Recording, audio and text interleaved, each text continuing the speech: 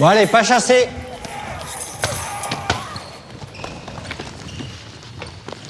Tu regardes quoi là? C'est une série, ça, mon frère. Oh là là, c'est gore. Moins de 16 ans quand même. Tu sais, moi j'ai beau savoir que c'est des effets spéciaux, ça me fait bien flipper. Ah bon? Ah ouais. Pas toi? Ouais, c'est chaud. Les images violentes, on doit les éviter, sinon il faut en parler. Vas-y, raconte. Face aux écrans, soyons vigilants. Retrouvez-nous sur jeunepublic.csa.fr.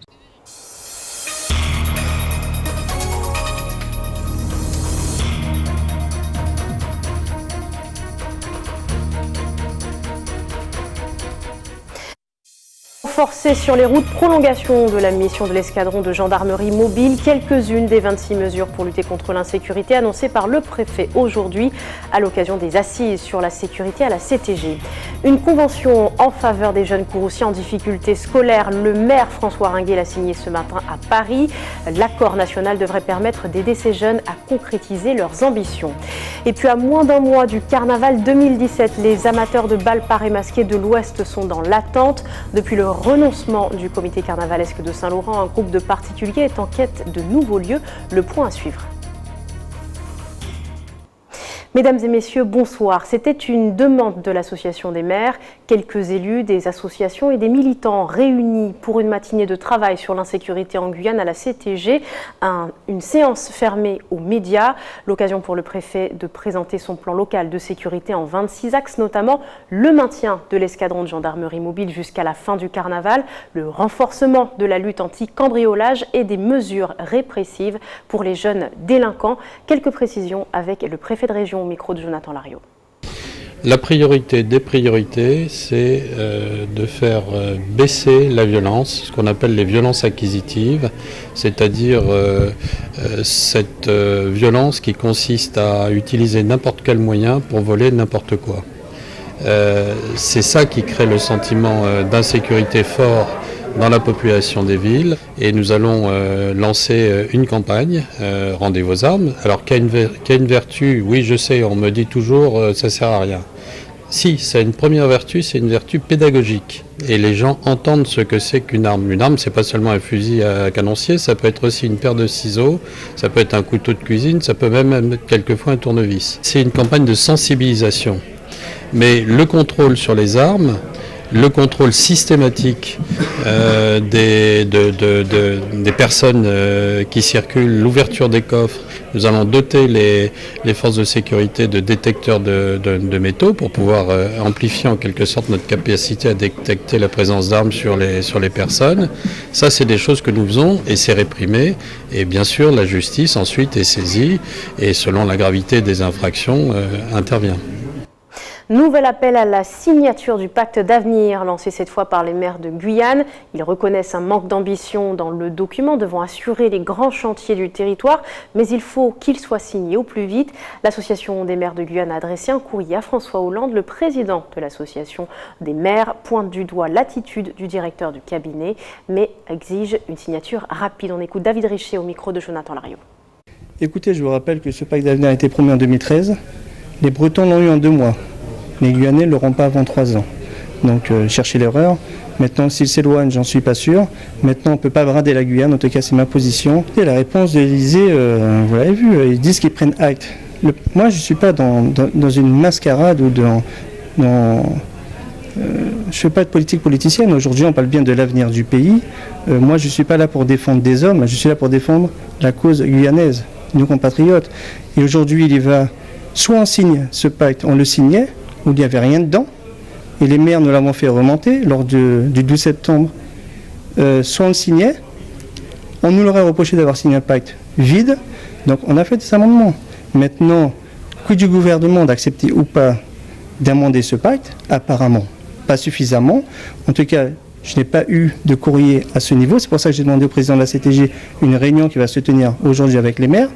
Si toutefois il y a des avancées, je pourrais dire qu'on peut le signer, mais je vous dis encore une fois, c'est trop facile de mettre la pression sur les élus en disant signez rapidement et puis on verra après.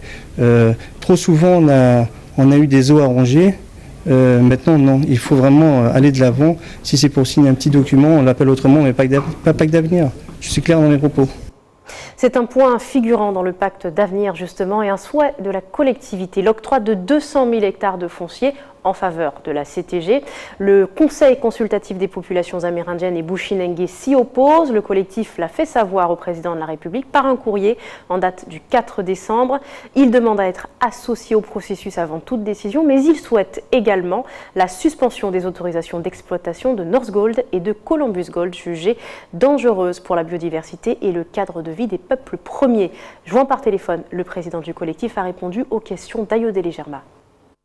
Depuis qu'on extrait de l'or en Guyane, légalement ou illégalement, et surtout illégalement, les communautés autochtones, notamment à l'intérieur, subissent de plein fouet les effets négatifs donc de décontamination des écosystèmes et sont atteints physiquement et neurologiquement.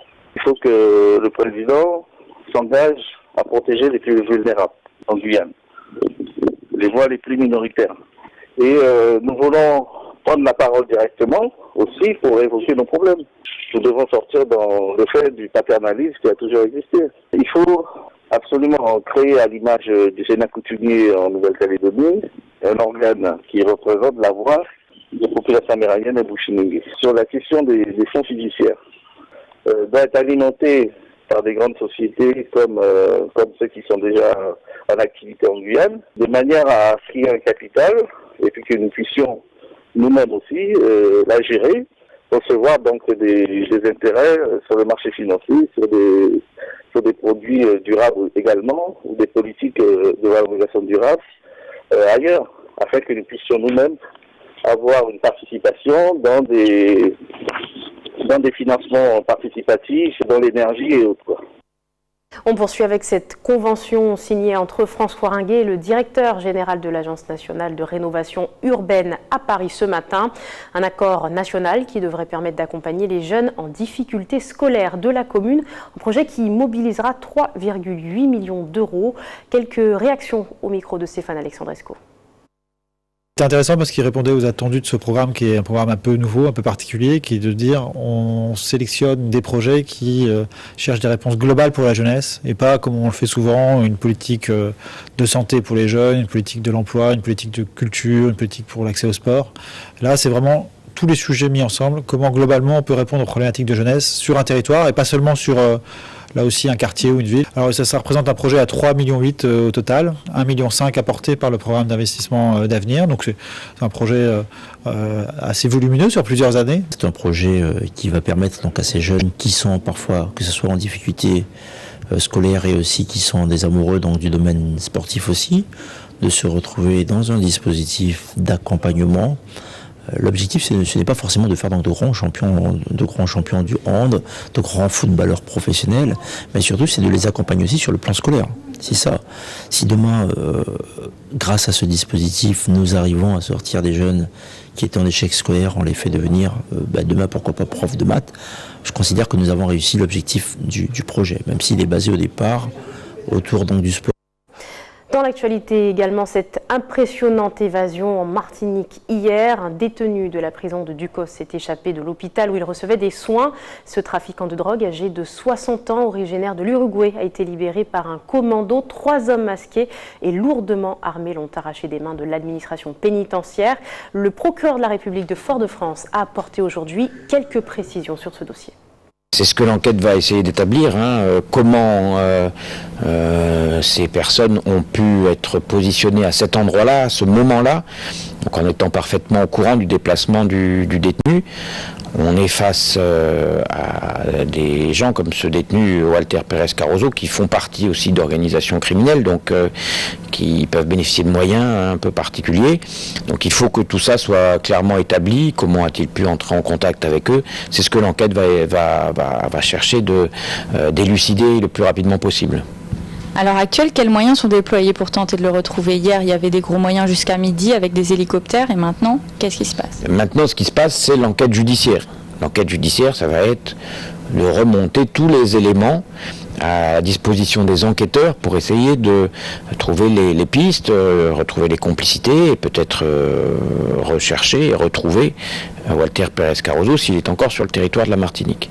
Donc enquête judiciaire, ça va être tout ce qui va être téléphonie, la vidéosurveillance, tous les éléments dont on dispose les enquêteurs, et puis les témoignages aussi, pour essayer d'arriver à la manifestation de la vérité. En Guadeloupe, fini les longues distances pour les personnes atteintes d'insuffisance cardiaque. À Marie-Galante, le personnel soignant a expérimenté pour la première fois la télééchocardiographie, un terme un peu barbare pour désigner cet appareil permettant de pratiquer des échographies du cœur à distance, une première mondiale suivie par Isabelle Hameau. Dans cette salle, le docteur Hydreville, cardiologue, examine ce patient situé à Marie-Galante. Cette machine, appelée Mélodie, équipée de bras robotiques, permet au médecin de réaliser l'examen du cœur à l'aide de cet engin, permettant la manipulation à distance. Le cœur est de taille normale, il se contracte très bien. Donc tout va bien. Vous pouvez rester à Marie-Galante. Résultat satisfaisant pour ce patient, cette technologie permet de dépister les personnes à risque et de diagnostiquer celles atteintes d'insuffisance cardiaque. Cette pathologie est l'une des urgences la plus fréquente à traiter au CHU. C'est un besoin très fort puisque 49% des urgences cardiologiques, c'est de l'insuffisance cardiaque. C'est une grosse épidémie. La plupart des patients qui ont des problèmes cardiaques, ce sont des patients qui sont hypertendus, diabétiques. Vous savez que 25% de la population est hypertendue, que quasiment 10% de la population est diabétique. Et on sait que lorsqu'on a ces deux facteurs de risque, il y a vraiment un fort risque de développer une maladie cardiaque et en particulier une insuffisance cardiaque. Et le seul examen qui permet de diagnostiquer de façon assurée l'insuffisance cardiaque, c'est l'échographie cardiaque. Mélodie est une machine simple d'utilisation et révolutionnaire, un résultat de 15 années de recherche et de développement basé sur la médecine spatiale. Le principe de Mélodie est très simple, c'est qu'on imagine tout simplement une main qui est déployée à distance avec un bras qui ferait 100 km, 1000 km, mais l'expert doit avoir la sensation d'avoir sa main à distance, comme s'il était sur le malade. Voilà un petit peu comment je l'explique quand je veux l'expliquer simplement. Robot haut de gamme d'une valeur de 130 000 €. L'expérimentation pourrait s'étendre d'ici 2017 dans les autres îles de l'archipel et à l'ensemble de la Caraïbe. Plus de 50% des jeunes âgés de 15 à 24 ans connaîtraient une alcoolisation ponctuelle importante chaque année, 28% chaque mois. Voilà les conclusions d'une étude parue l'an dernier. En réponse, la loi sur l'interdiction de la vente d'alcool aux mineurs subit quelques modulations. De nouvelles règles d'affichage notamment sont en vigueur depuis le 1er décembre. Le point sur ces mesures avec Ayoudeli Germa. Il existe 3 modèles d'affichage correspondant aux 3 types de points de vente d'alcool. Compte tenu de leurs particularités, certaines règles sont plus ou moins mises en avant. Pour les débits d'alcool à consommer sur place, en plus de l'interdiction de vente aux moins de 18 ans, celle de proposer des happy hours uniquement pour les boissons alcoolisées. Considéré comme une incitation à la consommation d'alcool, ce geste commercial devrait également concerner les boissons non alcoolisées, sous peine de poursuites judiciaires. Concernant les débits de boissons à emporter, un accent particulier est mis sur l'interdiction de la vente à crédit, ainsi que sur l'ivresse dans les lieux publics. Et pour les points de vente de carburant, l'interdiction de vente des boissons alcoolisées réfrigérées et celle de vente de l'alcool non réfrigéré entre 18h et 8h du matin. Enfin, pour la vente d'alcool en ligne, le message informatif devant figurer sur les sites doivent respecter une typographie particulière détaillée par l'arrêté. Dans tous les cas de figure, les vendeurs ont le droit d'exiger du client une preuve de sa majorité, notamment par la production d'une pièce d'identité. Pour les points de vente physiques, l'affichage doit être apposé à l'intérieur de l'établissement pour qu'elle soit visible par la clientèle, soit à proximité de l'entrée ou bien du comptoir. C'est une manière pour l'Office du tourisme de Saint-Laurent de valoriser la ville avec la population. Un concours photo a été lancé le mois dernier via les réseaux sociaux. Il suffit de poster une photo sur le compte Instagram de la commune avec le hashtag Hello Saint-Lô. Les clichés les plus aimés seront récompensés. Vous pouvez participer jusqu'au 17 décembre. Voici quelques précisions avec la directrice de l'Office de tourisme au micro d'Elsa Gonzalez. Nous avons décidé de lancer ce concours sur Instagram pour permettre également à l'Office de tourisme de valoriser un petit peu l'image de Saint-Laurent-du-Maroni. On manquait un petit peu de photos pour faire la promotion de Saint-Laurent. Donc là, c'est encourager vraiment les Saint-Laurentais, et pas que les Saint-Laurentais, toutes les personnes de passage à Saint-Laurent-du-Maroni et qui aiment Saint-Laurent-du-Maroni, de participer à la promotion de la ville. Pour participer, c'est simple, il suffit d'avoir un compte Instagram, de publier une photo de Saint-Laurent, alors peu importe que ce soit, donc ça peut être un paysage, des personnes, sur le marché, des fruits, des légumes, vraiment tout ce qui est représentatif de la ville. Et puis après, les photos sont repostées sur notre compte et les photos qui auront recueilli le plus de votes j'aime seront parmi les gagnants. On a plusieurs lots à gagner. D'ailleurs, on a pas mal de partenaires professionnels de la ville qui participent à cet événement et qui nous parrainent cet événement, nous remettant des lots à disposition des participants. Donc ça sera des séjours, des repas, des sorties sur le fleuve, un peu de tout. On poursuit avec de l'art à présent. Thomas Tilly explore les sons et les sens. Il en a même fait son credo. L'artiste présentait hier au public saint-laurentais son œuvre musicale intitulée Timoun dans la salle de la relégation du camp de la transportation. Ils étaient une dizaine à se laisser emporter par les chants et témoignages de la commune de Saül, une œuvre d'un autre genre que nous présente Elsa Gonzalez. Les lumières s'éteignent. Plongés dans le noir, les premiers sons résonnent. Ce sont ceux de la forêt amazonienne.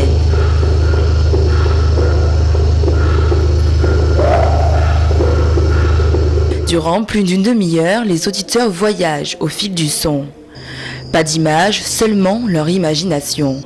L'immersion est totale. C'est très intéressant, c'est très immersif. Je pense que c'est le principal avantage d'avoir uniquement une piste son qui fait une sorte de testament comme un reportage radiophonique de l'ambiance de cette ville. C'est très très très intéressant. Mêlant bruit, témoignages du passé et arrangements sonores, ce spectacle atypique et original semble plaire. On a l'habitude d'entendre des sons de relaxation de d'autres personnes et là le fait de pouvoir entendre les propres sons qu'on entend de l'extérieur que de la vie de tous les jours, là franchement, et vu sous cet angle arrangé évidemment par l'artiste, franchement ça sort de l'ordinaire et c'est vraiment magnifique. Réalisée l'année dernière, cette œuvre musicale c'est le fruit de 5 semaines de travail dans la ville de Saül et ses environs. Entre création et composition, Thomas Tilly est un artiste du son, de musique expérimentale. Par le biais de ses œuvres, il pousse le public à percevoir différemment les bruits qui nous entourent. L'idée est de redonner une place centrale à l'écoute. C'est une réflexion sur l'environnement sonore, c'est une manière de proposer une approche différente de ce qu'on appelle de la musique, de placer le public dans des conditions qu'il n'a pas l'habitude de vivre en concert, c'est-à-dire là la diffusion s'est faite dans le noir, de manière très immersive. L'idée c'est principalement de concentrer les gens sur des phénomènes sonores et de leur faire écouter les choses. On n'a pas l'habitude tant que ça d'écouter ce qui nous entoure. Moi je m'attache à ça. Voilà. Passionné par le son et la Guyane, il travaille déjà sur un autre projet, le chant des grenouilles. En partenariat avec le CNRS, l'objectif sera de mêler art et science. On reste dans l'Ouest avec cette question. Le carnaval 2017 se fera-t-il sans bal paré masqué ? Le comité de carnaval de Saint-Laurent y renonce en raison du coût élevé de ces événements et de la charge de travail. Le flambeau a été repris par des particuliers passionnés qui malheureusement se heurtent à la difficulté de trouver un lieu adéquat. Le point avec Elsa Gonzalez. Comme pour Roméo Léther, artiste, musicien et interprète, le carnaval est un événement ancré dans les mœurs et les cœurs de la population. Depuis plusieurs années, il s'occupe des bals parés masqués. De la musique à la salle, il fait vivre cette tradition carnavalesque. À l'heure actuelle, les locaux utilisés l'an passé pour le bal ont été repris par une entreprise. Le gros problème qu'il y a sur Saint-Laurent en ce moment, c'est le problème de salle. Nous n'avons pas une salle adéquate pour pouvoir organiser ces types de balles. Et en gros, nous n'avons pas de salle polyvalente. Nous n'avons pas de salle sur Saint-Laurent pour dire comme dans toutes les communes, il y a une salle où quand il y a une manifestation, ils peuvent organiser. Sur Saint-Laurent, il n'y en a pas. Il y a quelques privés qui ont des salles ou qui ont des paillotes où à l'époque on pouvait faire le carnaval, les balles parées masquées dedans, mais ces particuliers n'osent plus mettre leur bâtiment ou leur carbet à la disposition pour pouvoir faire les balles parées masquées. Pour cette année 2017, le carnaval se déroule du 13 janvier au 1er mars. Aidé par la mairie au travers de subventions, le comité du carnaval a décidé de concentrer son budget sur des animations publiques, à défaut de celles privées, comme le bal des Touloulous. Il faut savoir que c'est vrai que depuis l'an dernier, on le disait, que le comité allait vraiment quitter les balles parées masquées, puisque nous, la subvention quand même qui vient de la mairie, c'est pour quand même organiser tout ce qui est animation publique. Donc cette année, le comité a décidé de se mettre plus sur tout ce qui est animation publique. Le programme du carnaval devrait sortir très prochainement. Le premier temps fort sera bien entendu la parade dès le premier week-end des festivités, mais également les élections des Miss Touloulou ainsi que le Friday Night. Mais avant le carnaval, il y a Noël qui approche à grands pas et la 7e édition du marché nocturne de Cayenne s'est tenue hier soir. Une cinquantaine de commerçants mobilisés, animation, restauration et idées cadeaux ont investi la place du marché de la capitale de 17h jusqu'à 23h. L'occasion aussi de valoriser les artisans. Ayodele Germa. C'est bien connu, Noël est la fête des enfants. Ils étaient nombreux à venir profiter de cette fête avant l'heure. J'aime bien regarder des livres. J'aime bien regarder les choses, un petit peu les objets. Depuis 7 ans, le marché de Noël fait surtout office de vitrine pour les artisans. Avec du polystyrène et de la mousse, un sens aigu de l'observation et de la patience, Bianca et sa sœur confectionnent des figurines à l'image des idoles des plus jeunes. Adapter tout le dessin animé à la fête de Noël, mais je lui mettais son chapeau de Noël, mais un peu pour changer déjà les enfants, pour des Mickey, Minnie. Et je changeais pour. Je mettais le chapeau de Noël et changeais tout. Là, Irène régale tout ce beau monde avec la même passion que lors d'un repas familial. Le calawang, râper des mangues. J'en ai fait 2 jours à râper des mangues et puis tout est terminé, c'est fini là. Il n'y a plus de calawang, le bidon est vide. Depuis que mes enfants sont partis chez eux, je ne me sens plus à Noël. Et là, aujourd'hui, je reprends Noël. En face de la bonne cuisine d'Irène, une association qui utilise parfois les mêmes ingrédients mais à d'autres fins. L'association Carambole et Sapotille fait la promotion de la lecture, de l'écriture et du dessin avec et sur des supports naturels. De dessiner et d'écrire sur des feuilles de bananier. En fait, c'est la feuille naturelle, la feuille végétale, et de mettre en couleur aussi bien en crayon de couleur avec des feutres ou alors avec du curcuma, du roucou, de la latérite. Il y a un nouvel album qui s'appelle le Carnet d'Arsène. Il permet aux petits comme aux grands de 7 à 107 ans de se réapproprier en fait différents motifs traditionnels. Entre 2 artistes sur le podium, la bande des personnages de Disney assure l'interlude. J'ai fait une photo avec elle. Ah, génial! Tu vas pouvoir le mettre dans ta chambre? Non. Dans la douce chaleur de la nuit cayennaise, Noël s'annonce mélodieusement.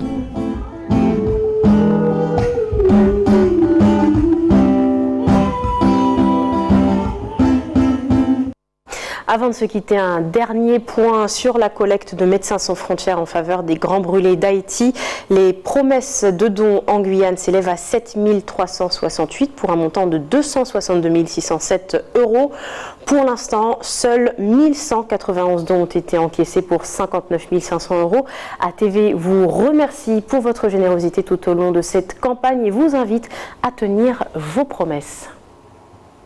Merci de nous avoir suivis. Avant de se quitter, je vous rappelle les principaux titres développés ce soir. Contrôle renforcé sur les routes, prolongation de la mission des 72 gendarmes.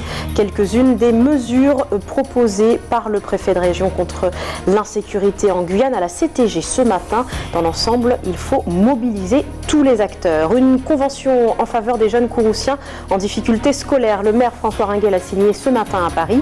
L'accord national devrait permettre d'aider ces jeunes à concrétiser leurs ambitions. 3,8 1,8 million seront mobilisés. À moins d'un mois du carnaval 2017, les amateurs des bals parés masqués de l'Ouest sont toujours dans l'attente depuis le renoncement du comité carnavalesque. Un groupe de particuliers est en quête de nouveaux lieux. Merci d'avoir été avec nous. Dans un instant, le journal de TF1, puis vos programmes qui se poursuivent sur votre antenne à TV Guyane. Très bonne soirée à vous, très bon week-end. Rendez-vous lundi.